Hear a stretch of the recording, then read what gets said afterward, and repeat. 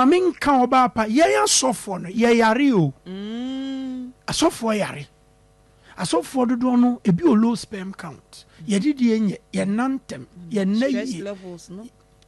Otebrofo. Ye na ye asofo ye na ye short ye wuntem. Ye na ye o sofo betena bobom pa 11 sezi anyame adomo alpha wa ne ade abeka na ode agina bi nyesa ase wo na ni ngusra to omo bo na obo bi sofo beda 1 so nya ni 6 wo cut your lifespan no ni nyina go back to We are see why. na ego na yese na emu ye mre so wonim talia Ai only so shegu so.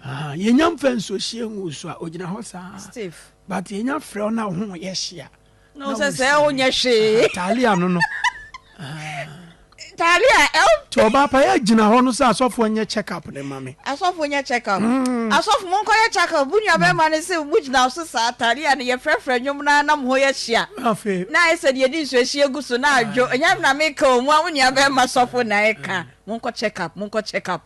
Esa na mon go sa ne hwa bonten kwa.